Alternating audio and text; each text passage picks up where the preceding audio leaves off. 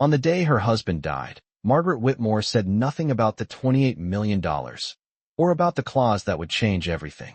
The hospital room was quiet in that heavy, artificial way only hospitals can manage, the steady hum of machines replaced now by a stillness that felt almost staged. Thomas Whitmore had been her husband for 46 years, and when the nurse gently confirmed what Margaret already knew, she simply nodded. No tears, no collapse, just a slow exhale, as if she had been preparing for this breath for months. Daniel stood by the window, staring out at the gray Chicago skyline, his reflection faint against the glass. Emily, perfectly composed in a cream-colored coat that still held its sharp lines, stepped forward first. "We'll need to contact Mr. Halpern," she said softly, already shifting into logistics. Margaret noticed how quickly grief gave way to planning in her daughter-in-law's eyes. It wasn't cruelty. It was calculation. Margaret folded Thomas's reading glasses and placed them carefully into her purse. She let the silence stretch. She let them assume what they wanted to assume. Outside, the early March wind rattled against the hospital windows, a reminder that winter in Illinois never leaves quietly. Daniel cleared his throat. "Mom, Dad made sure everything was straightforward. The estate, it shouldn't be complicated." Margaret looked at her son then, really looked at him. At 45, he still had the same earnest expression he wore as a boy, but something behind it had changed over the years, something cautious, something influenced. Emily reached for Daniel's hand, her fingers tightening just slightly when she spoke. "Thomas always wanted to take care of family," she said, her tone measured. Margaret almost smiled at that. Almost. She remembered the conversation from 2 nights earlier, when Thomas's voice had been thin but steady, when he insisted Mr. Halpern come to the house with revised documents. She remembered the way he squeezed her hand after signing them. "You'll be protected," he had whispered. Protected from what? He hadn't needed to say. Now, in the sterile quiet of the hospital room, Margaret understood that protection would require patience. She would not mention the trust. She would not mention the conditions attached to the inheritance. And she certainly would not mention the secondary clause Thomas had added at the very end, the one triggered not by death, but by behavior. Emily stepped closer. To the bed, smoothing the blanket as if claiming the space. "We should schedule the service for Saturday," she murmured. Margaret watched her carefully. She watched the way Emily positioned herself between Daniel and the door, between Daniel and the nurse, between Daniel and her. Subtle. Practiced. Margaret rose slowly, her joints protesting the long hours in the vinyl chair. At 72, she had learned that power rarely announces itself loudly. Sometimes it waits. Sometimes it listens. She placed a gentle hand on Daniel's shoulder. "Call the attorney," she said quietly. "But there's no rush." Her voice carried no tremor, no edge, just certainty. Emily's eyes flickered for a fraction of a second. Confusion, perhaps, or doubt. Margaret turned toward the hallway without another word. She would grieve her husband in her own time. But as for the inheritance, and the truth buried within it, she would let them believe the future was already decided. After all, silence, when used correctly, can be the most powerful clause of all. 48 hours earlier, the Whitmore house had been unusually quiet, the kind of quiet that settles over large homes when everyone inside is pretending not to be afraid. The grandfather clock in the foyer marked each passing minute with a hollow chime, echoing through the polished hardwood floors Thomas had insisted on refinishing himself years ago. Margaret sat at the long walnut dining table with her hands folded neatly in front of her, watching the late afternoon light stretch across the surface. Outside, the last of February's snow clung stubbornly to the edges of the lawn, gray and thinning. Thomas rested upstairs in the primary bedroom that had slowly transformed into a recovery room, sunlight filtering through cream-colored curtains. Daniel had stepped out to pick up prescriptions.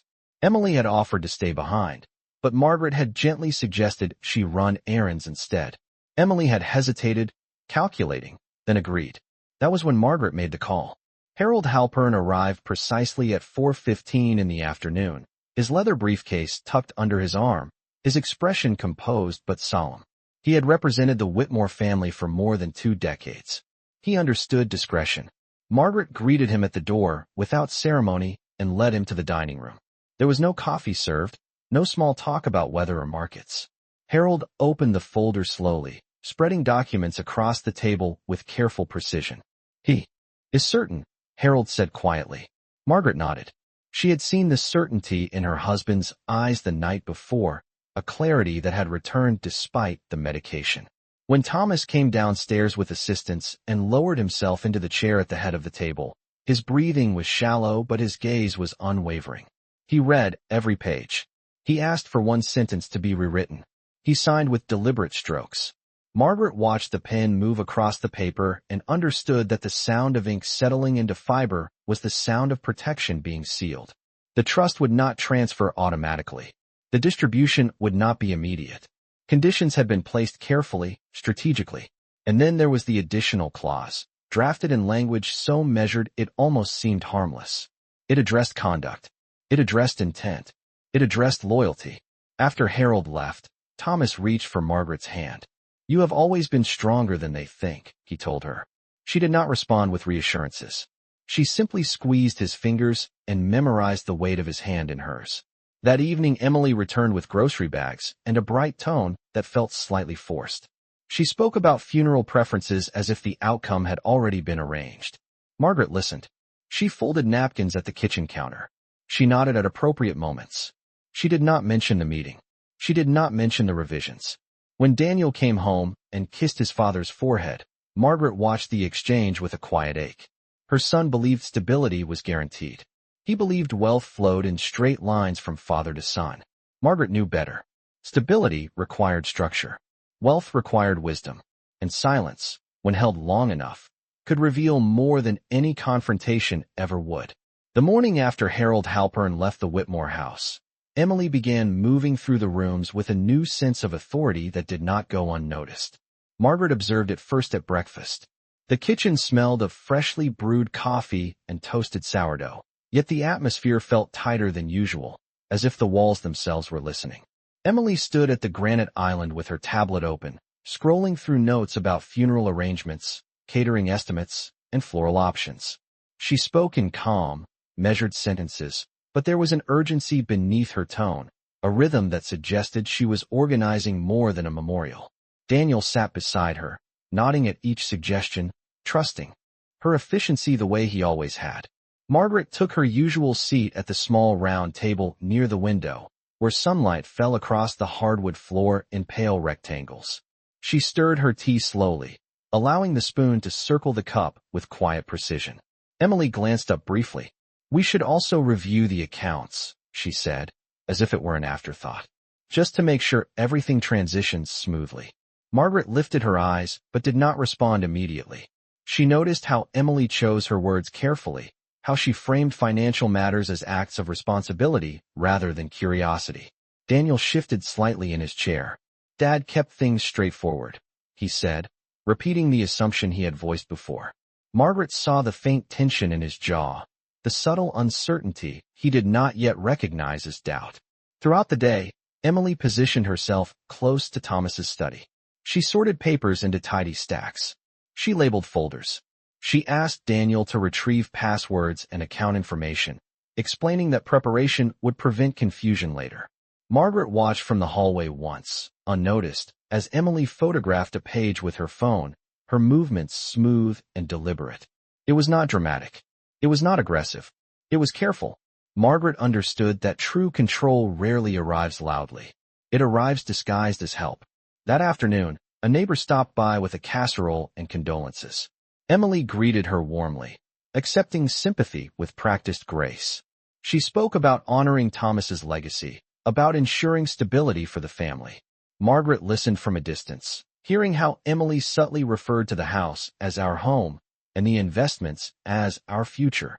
Each phrase was small on its own, almost harmless. Together, they formed a pattern.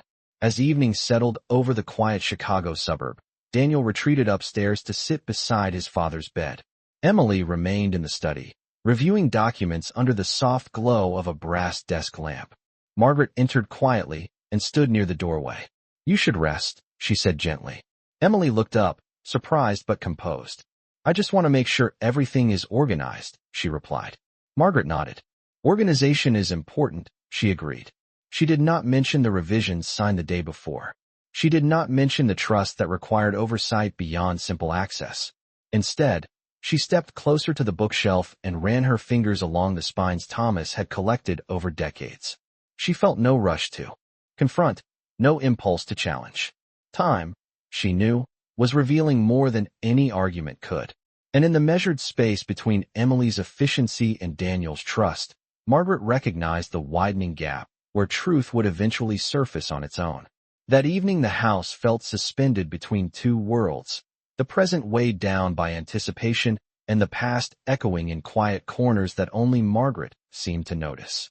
She moved slowly through the hallway toward the primary bedroom where Thomas rested, the soft carpet muting her steps. The bedside lamp cast a warm circle of light across his face, softening the sharpness illness had carved into his features. Daniel sat on the edge of the bed, speaking in low tones about practical matters, about keeping the company stable, about honoring everything his father had built over 3 decades in real estate development across Illinois and Wisconsin. Margaret listened from the doorway before stepping inside. Thomas's eyes shifted toward her, and for a brief moment the room felt steady again. Emily entered a few minutes later carrying a legal pad, her posture upright, her expression attentive. She asked gentle questions about property titles, about partnership agreements, about which accounts should be reviewed first. Each question was framed as care. Each inquiry placed another invisible marker in the landscape of control. Margaret watched how Thomas responded. He answered politely but briefly. When Emily suggested consolidating certain holdings to simplify the estate, Thomas's gaze flickered toward Margaret, a silent exchange that spoke more clearly than words. Daniel did not notice. He trusted the rhythm of the conversation. Margaret approached the bed and adjusted Thomas's blanket, smoothing it with deliberate calm. She remembered the early years when the two of them had lived in a modest 2-bedroom house on the north side of Chicago, when every dollar had been measured carefully and every risk discussed late into the night. Back then, building stability had meant sacrifice. Now stability meant protection. Thomas cleared his throat softly and asked Daniel to give him and Margaret a moment alone. Daniel hesitated but agreed, guiding Emily out of the room with a reassuring squeeze of her hand. Once the door closed, the atmosphere shifted. Thomas reached for Margaret's hand again, his grip lighter than before, yet steady with intention. "They assume too much," he murmured. Margaret did not argue.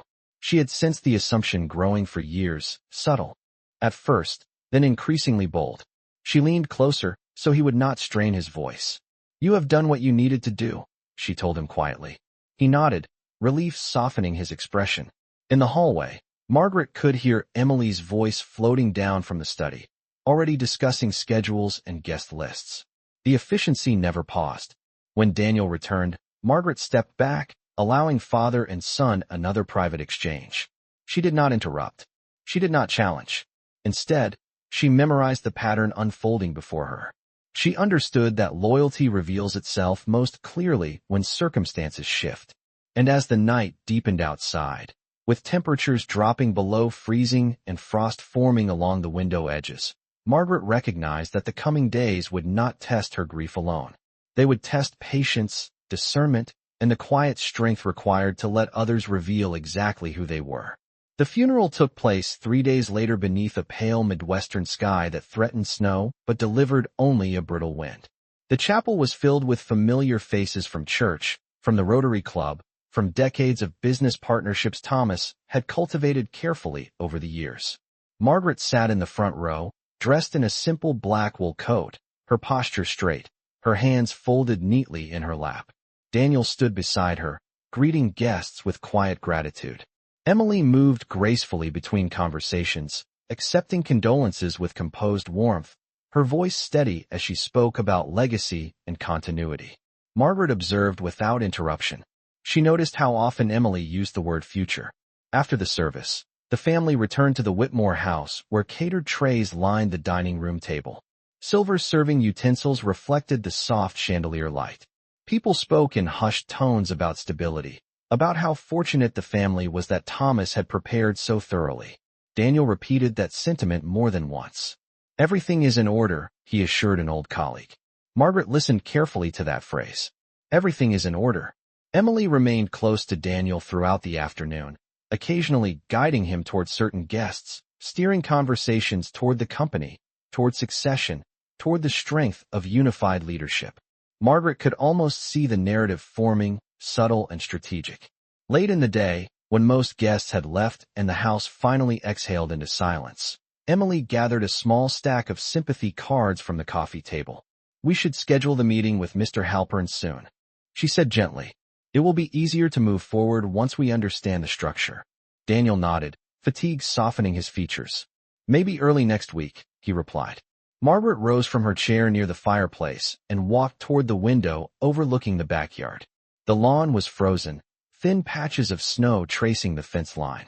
She could see the oak tree Thomas had planted when Daniel was 10 years old, its branches bare but steady. "There is no urgency," Margaret said calmly without turning around. "Your father valued patience." Emily paused, then offered a small, agreeable smile. "Of course," she said. "I only want clarity." Margaret turned then, meeting her daughter-in-law's eyes with quiet steadiness. "Clarity comes at the right time," she answered. No accusation colored her voice. No challenge. Only certainty. That night, after Daniel and Emily left for their own home 15 minutes away, Margaret walked alone into Thomas's study. The room still carried the faint scent of his cologne and old paper. She sat at his desk and opened the top drawer where she knew a copy of the revised documents rested beneath neatly stacked folders. She did not reread every page. She only touched the final section, the clause written in language so precise it felt almost invisible. Outside, the temperature dropped below 30 degrees, frost forming along the window pane. Margaret closed the drawer gently and turned off the desk lamp. In the quiet darkness, she allowed herself a single measured breath. The meeting with the attorney would come soon enough, and when it did, assumptions would meet structure. Until then, she would let them believe that everything was already settled. The meeting with Harold Halpern was scheduled for the following Tuesday morning at 10 o'clock, held in the same downtown Chicago office where Margaret and Thomas had signed countless documents over the years. The building overlooked the Chicago River, its winter surface moving slowly beneath a steel-gray sky. Margaret arrived 5 minutes early, dressed in a navy wool coat and pearl earrings Thomas had given her on their 30th anniversary. Daniel and Emily entered together shortly after, their steps synchronized, their expressions composed but expectant. Emily carried a leather portfolio, her fingers resting lightly along its edge as though she were already preparing to take notes. They exchanged brief greetings before Harold ushered them into the conference room. The long mahogany table reflected the overhead lights, polished and orderly.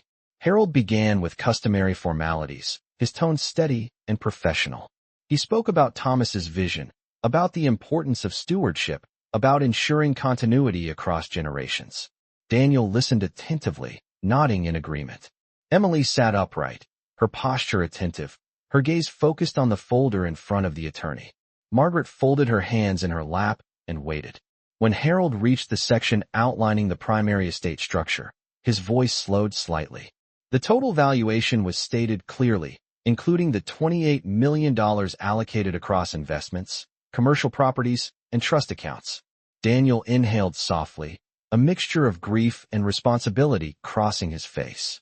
Emily's expression remained composed, but Margaret noticed the faint tightening at the corners of her mouth.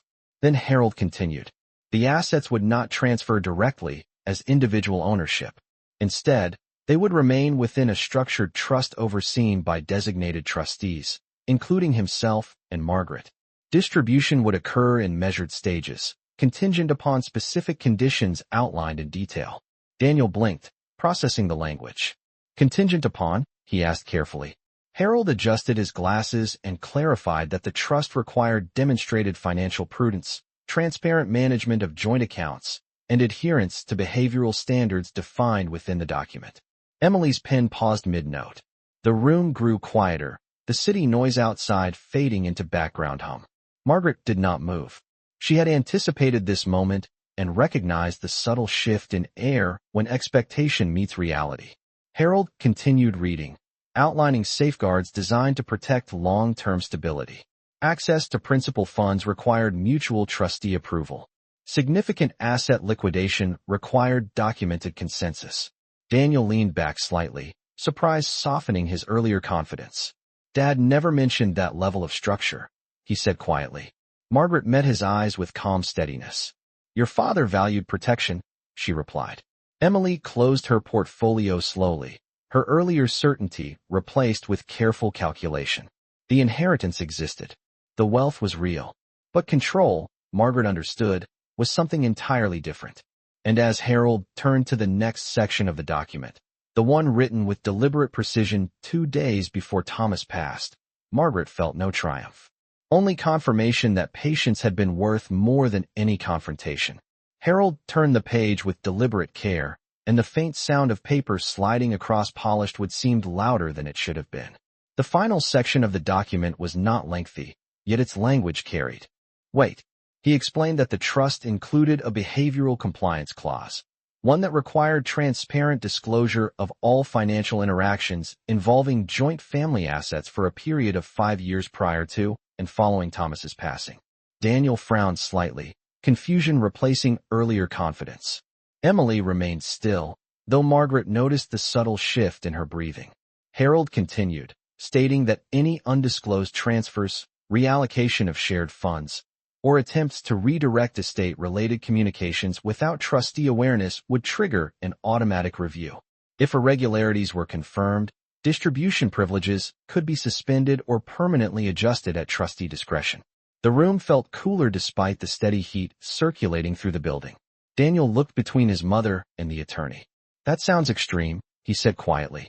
Harold responded calmly that Thomas had requested additional safeguards after observing patterns that concerned him. No accusation was spoken aloud, yet the implication settled gently across the table. Emily cleared her throat, her tone controlled. Are you suggesting there were issues? She asked. Harold folded his hands.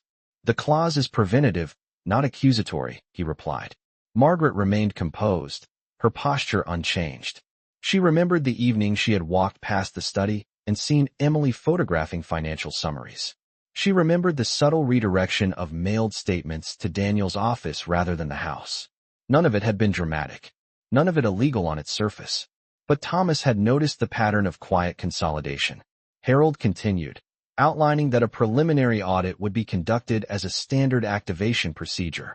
Daniel's shoulders stiffened slightly. An audit of what? He asked. Of estate-connected accounts and associated transfers within the defined period, Harold answered evenly. Emily's pen rested motionless against her portfolio. For the first time since the meeting began, her composure thinned just enough for uncertainty to show. Margaret did not intervene. She did not need to. The structure was speaking for her.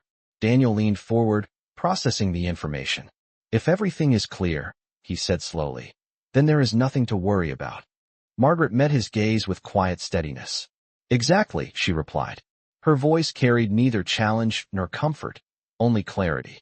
Outside the conference room window, the river moved steadily beneath the winter sky, indifferent to tension inside polished walls. Harold concluded the section by explaining that until the audit concluded, principal funds would remain fully protected within the trust. Income distributions would continue under trustee supervision. Daniel nodded, absorbing the reality that inheritance did not equate to immediate authority. Emily closed her portfolio carefully, her movements precise, her thoughts guarded. As they stood to leave, Margaret felt no surge of victory. She felt alignment. Thomas had anticipated the moment when assumption might outpace integrity. He had not raised his voice. He had not confronted. He had written protection into permanence. And now, without a single accusation spoken by Margaret herself, the quiet review had begun.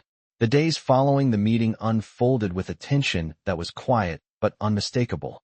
Margaret returned to the Whitmore house that afternoon and removed her coat slowly, placing it on the hall stand Thomas had built decades earlier. The house felt larger now, its rooms echoing in subtle ways. Outside, Chicago's late winter light faded early, leaving the sky a muted blue-gray by 4:30 in the afternoon. Daniel called that evening, his voice measured but unsettled. He spoke about the audit as if it were an inconvenience, something procedural that would soon be resolved. Margaret listened without interruption. She could hear Emily in the background, her tone lower than usual, her sentences shorter. When Daniel finished explaining how unnecessary the review felt, Margaret responded with calm simplicity. If everything has been handled carefully, then the review will confirm that, she said.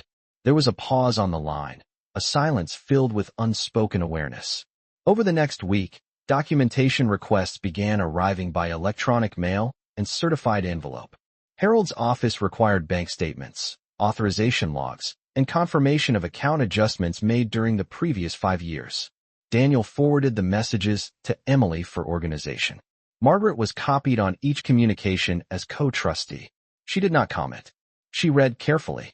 One afternoon, as sunlight filtered through the front windows and illuminated dust motes in the air, Margaret reviewed a summary sheet detailing several reallocations from a joint investment account 18 months earlier.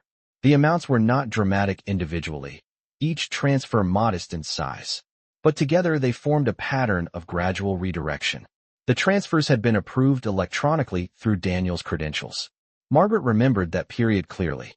Thomas had been traveling frequently for medical consultations. Emily had often offered to assist Daniel with financial paperwork, explaining that efficiency prevented stress. No confrontation had occurred then.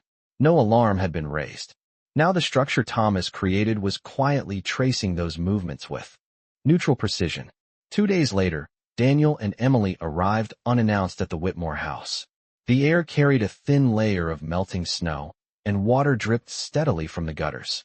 Daniel entered first, his expression strained. Emily followed, composed but visibly tense. They sat in the living room, where framed family photographs lined the mantel. Daniel spoke carefully. There are questions about a few transactions, he admitted. They are normal adjustments, but the wording in the clause makes everything look suspicious. Margaret folded her hands in her lap. Intent clarifies appearance, she said evenly. Emily leaned forward slightly. We never intended to conceal anything, she replied, her voice controlled. Margaret studied her daughter-in-law's face, searching not for guilt but for alignment. She did not accuse. She did not raise her voice. Then transparency will settle it, she answered. The conversation ended without resolution, only acknowledgement that the review would proceed. As Daniel and Emily left, Margaret stood by the window once more, watching their car disappear down the quiet suburban street. She felt neither anger nor triumph. She felt steadiness. Thomas had trusted process over emotion. He had chosen structure over argument. And now that structure was doing exactly what it had been designed to do, revealing truth without a single word spoken in accusation. The audit report arrived on a clear Monday morning in early April, when the last traces of winter had finally surrendered to thin green shoots along the Whitmore lawn. Margaret was seated at the kitchen table with a cup of black coffee when the electronic notification appeared on her tablet, followed shortly by a printed envelope delivered by courier. She did not open it immediately. Instead, she finished her coffee, rinsed the cup, and placed it carefully in the drying rack. Only then did she sit down and review the findings with calm attention. The language was professional, precise, and unemotional. Several transfers from the joint investment account had been flagged as irregular due to incomplete disclosure within trustee documentation. The amounts were not catastrophic, but they were consistent and strategically timed. In 3 instances, funds had been redirected toward a separate business entity registered under Emily's name, later classified as consulting adjustments. The pattern, while not criminal, met the threshold defined within the compliance clause. Margaret read each line without visible reaction. The structure Thomas had designed was now speaking in measured sentences of its own. Later that afternoon, Daniel called requesting to meet in person. He and Emily arrived just before sunset, the sky streaked with soft pink over the quiet suburban street. Daniel's posture carried strain, his confidence replaced by something closer to humility.